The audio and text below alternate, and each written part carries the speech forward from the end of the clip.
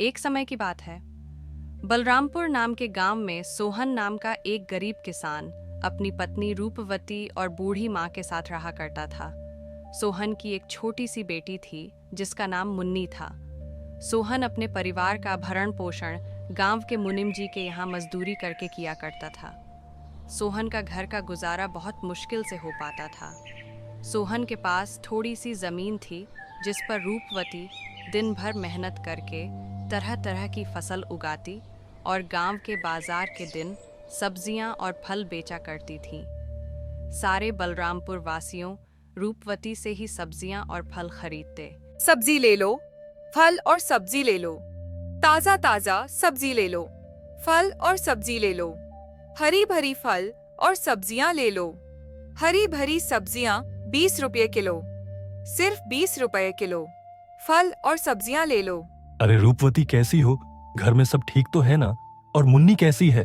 मदन काका, मैं ठीक हूँ और घर में भी सब ठीक ही है और मुन्नी भी बिल्कुल ठीक है। काका, और बताओ आज बाजार कैसे आना हुआ और काकी कहाँ है? क्या बताऊं रूपवती, तुम्हारी काकी किसी काम से दूसरे गांव गई है।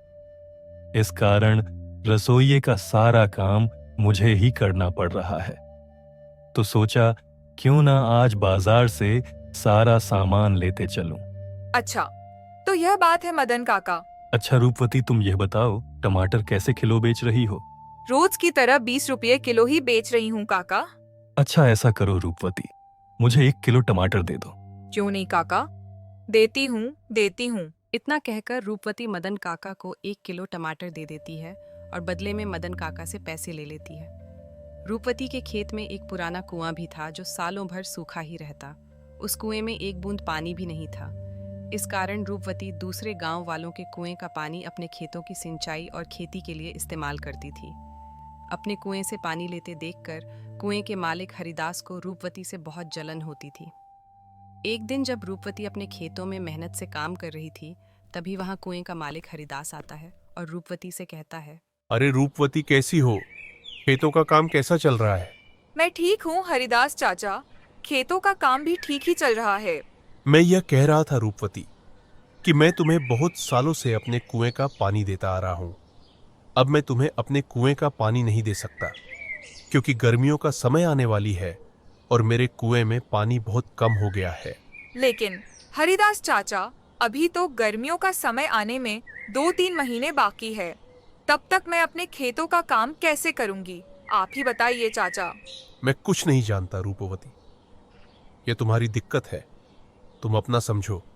मैं तुम्हें अपने कुएं का पानी नहीं दे सकता। यह सुनकर रूपवती मन ही मन बहुत दुखी हो जाती है और घर जाकर अपने पति सोहन को सारी बातें बताती है। यह क्या हो गया भाग्यवान? ये क्या परेशानियां पड़ गईं? अब हमारा घर का गुजारा कैसे होगा? आप चिंता ना करो, भाग्यवान ऊपर वाला सब देख रहा है। प्रभु हमारी मदद जरूर करेंगे। अच्छा ठीक है रूपवती, तुम जाकर आराम करो, मैं हरिदास काका से मिलकर आता हूँ। यह कहकर सोहन हरिदास काका से मिलने उनके घर की ओर निकल पड़ता है। हरिदास काका, अरे ओ हरिदास काका, घर में हो कि नहीं? अरे कौन है भाई? रुको, आता हूं। अरे सोहन, तुम हो? मेरे घर कैसे आना हुआ? हरिदास काका, मुझे रूपवती ने बताया कि आपने हमें कुएं का पानी देने से मना कर दिया।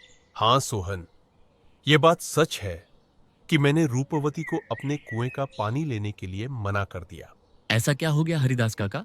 देखो सोहन, मैं तुम्हें कई सालों से अपने कुएं का पानी देता आ रहा हूं और इस बार गर्मियों का समय आने वाली है। इस कारण मेरे कुएं का पानी बिल्कुल सूख कर कम हो गया है। अगर मैं तुम्हें अपने कुएं का पानी देता हूं तो मुझे गर्मियों में बहुत परेशानी होगी।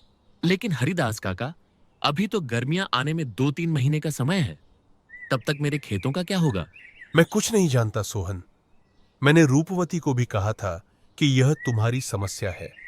मैं तुम लोगों को अपने कुएं का पानी नहीं दे सकता। सोहन हरिदास काका को कुएं का पानी देने के लिए मनाने का बहुत कोशिश करता है, लेकिन हरिदास नहीं मानता है। फिर सोहन दुखी होकर थक हार के अपने घर की ओर निकल पड़ता है। क्या हुआ? हरिदास काका ने क्या कहा? ना रूपवती, हरिदास काका ने पानी देने से मना कर दिया। कह रहे थे अगर मैं तुम्हें पानी देता हूं तो मुझे गर्मियों में बहुत परेशानी होगी। पानी के बिना क्या होगा भाग्यवान? हमारे सारे खेत तो सूख जाएंगे और हमारा गुजारा कैसे होगा? अच्छा, वो जो हमारा पुराना कुआं है उसको खुदवाने में कितना खर्च लगेगा? भाग्यवान, 500 रुपए तो लग ही जाएंगे। अरे हमारे पास इतने पैसे तो है ही नहीं। अच्छा, अगर मैं खुद से ही कुएं को खोद दूं तो? क्या आप कर लेंगे? हाँ, अब कुआं मिस्त्री कर लेगा तो मैं क्यों नहीं कर लूंगा। अच्छा भाग्यवान, कल सुबह सुबह दोनों कुएं के पास चलेंगे। भाग्यवान जाओ, मुझे बहुत भूख लग रही है। जाओ जाओ, घर में जो कुछ भी है वो फटाफट लेकर आओ। इतने ही बीच में उन्हें एक आवाज सुनाई देती है। ये किसकी आवाज है? वह दोनों बाहर निकलकर देखते हैं तो एक साधु महाराज उनके घर के बाहर भिक्षा मांगने के लिए खड़े होते हैं। जो कुछ भी घर में हो, चावल, गेहूं, बाजरा, दाल, वो मुझे दे दो बेटा। अरे साधु महाराज, हम सब पहले से ही इतने गरीब हैं। हम जैसे तैसे करके अपना जीवन गुजार रहे हैं। ऐसे में हम तुम्हें कहाँ से दान दें? सोहन की स्थिति देखकर बाबा जी समझ चुके थे और बोले, कोई बात नहीं बेटा, कोई बात नहीं। ठीक है बेटा, अब मैं चलता हूँ। किसी और के घर में भिक्षा मांग कर खा लूंगा। अरे रूपवती, हमारे घर में बाबा को देने लायक कोई भोजन है क्या? भाग्यवान, हमारे घर में बाबा को देने लायक कुछ भी नहीं है। केवल थोड़े से चावल थे जो तुम्हारे लिए बचा कर रख दिए थे। अगर वह बाबा को दे देंगे तो तुम्हें भूखा रहना पड़ेगा। रुकिए बाबा, भाग्यवान जाओ और मेरे हिस्से का भोजन है वो जाकर बाबा को दे दो। लेकिन भाग्यवान, अगर मैंने आपके हिस्से का चावल बाबा को दे दिया तो तुम्हें भूखा रहना पड़ेगा। तुम उसकी चिंता मत करो भाग्यवान। अगर वैसे भी अगर मैं बाबा को भूखा जाने दूंगा तो मेरे गले से भोजन नहीं उतरेगा। जाओ, वो भोजन लेकर आओ। सोहन की पत्नी सोहन के अनुसार सोहन के हिस्से का भोजन बाबा को दे देती है। धन्यवाद बेटा, धन्यवाद। भले ही तेरे अभी बुरे दिन चल रहे हैं, मगर ऊपर वाला सब देख रहा है। वह एक दिन तेरी अवश्य सुनेगा। फिर अगले दिन सुबह सुबह दोनों सोहन और उसकी पत्नी रूपवती अपने कुएं की खुदाई करने अपने खेत की ओर चल देते हैं। देखो रूपवती, देखो, हमारे कुएं में तो एक भी बूंद पानी नहीं है।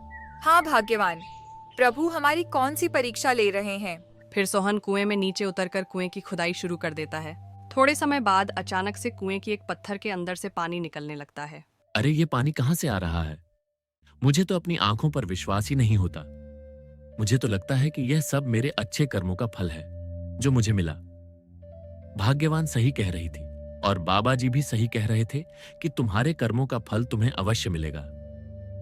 ऊपर वाले ने मेरी सुन ली। अब मैं इस पानी से मैं अपने खेत की सिंचाई अच्छी तरह से कर सकूंगा। सोहन बहुत खुश हो जाता है और ऊपर जाकर रूपवती से कहता है, भाग्यवान, प्रभु ने हमारी सुन ली। नीचे पत्थर से पानी निकल रहा है। क्या आप सच कह रहे हो भाग्यवान? प्रभु ने हमारी सुन ली। अब हमें खेती करने में कोई परेशानी नहीं होगी। तो दोस्तों, आपने देखा जो अच्छा कर्म करता है उसके साथ हमेशा अच्छा ही होता है।